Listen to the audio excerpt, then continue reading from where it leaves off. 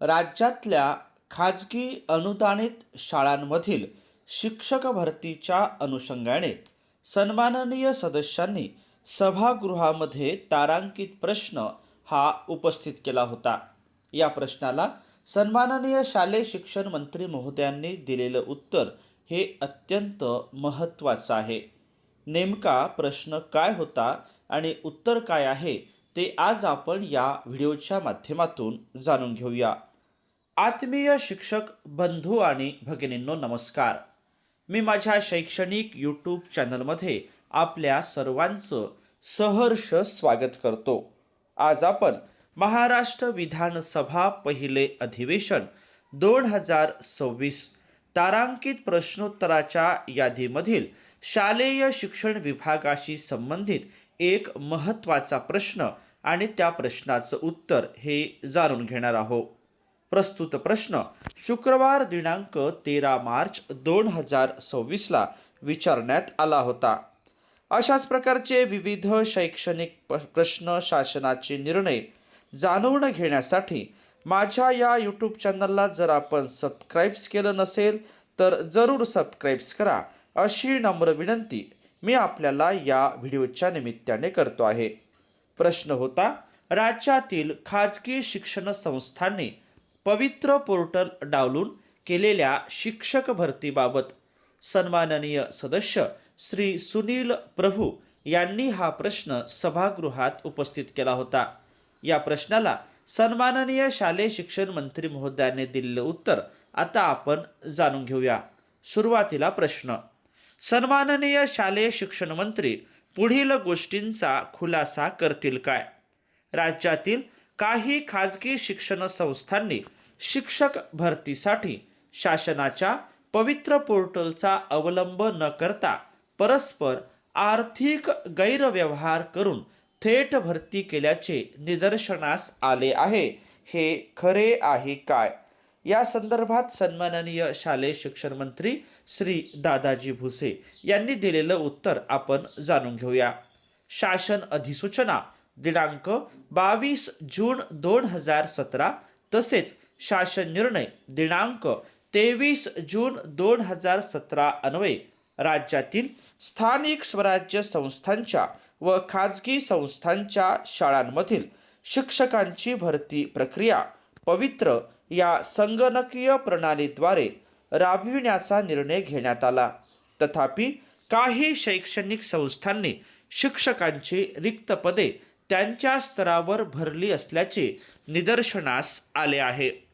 त्यानंतरचा दुसरा, तिसरा आणि चौथा प्रश्न आता आपण जाणून घेऊया.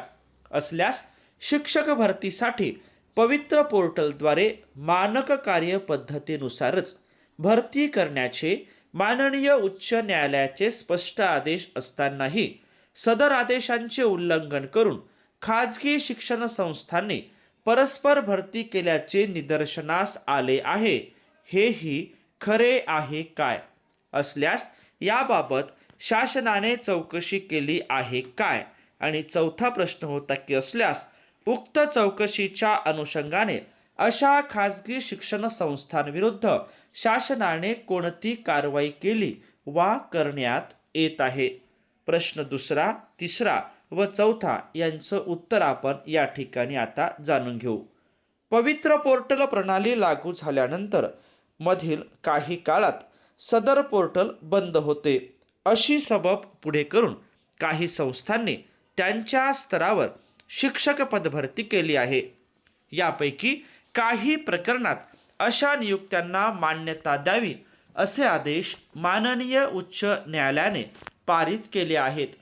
अशा प्रकारचा मूळ आदेश ज्या प्रकरणात पारित झाला होता त्या आदेशाची अंमलबजावणी करण्यास माननीय सर्वोच्च न्यायालयाने शासनाने दाखल केलेल्या विशेष अनुमती याचिका क्रमांक 10,549/2025 मध्ये दिनांक 7/10/2025 रोजी पारित केलेल्या आदेशान्वये अंतरिम स्थगिती दिलेली आहे.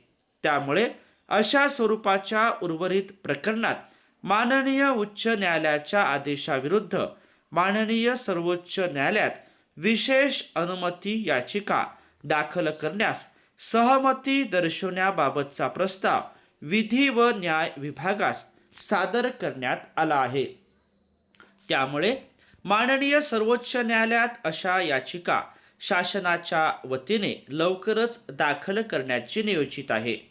रीट याचिका क्रमांक 6949/2025 व इतर समान स्वरूपाच्या प्रकरणात माननीय उच्च न्यायालयाने दिनांक 16/10/2025 रोजी पारित केलेल्या न्याय निर्णयानुसार पवित्र पोर्टल कार्यान्वित झाल्यानंतरच्या काळात पोर्टल शिवाय झालेल्या नियुक्त्यांची तपासणी करण्यासाठी संबंधित शिक्षण उपसंचालकांच्या अध्यक्षतेखाली विभागनिहाय समित्या स्थापन करण्याचे निर्देश दिले आहेत. शिवाय पवित्र पोर्टलमार्फत शिक्षक पद भरतीबाबत मानक कार्यपद्धती निश्चित करण्याचे देखील सूचित केले आहे. माननीय उच्च न्यायालयाच्या या आदेशानुसार कार्यवाही करण्यात येत आहे.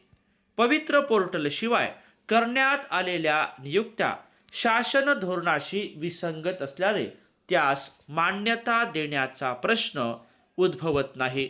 आणि 5वा प्रश्न होता की नसल्यास विलंबाची कारणे काय आहेत. त्या अनुषंगाने दिलेलं उत्तर आहे प्रश्न उद्भवत नाही.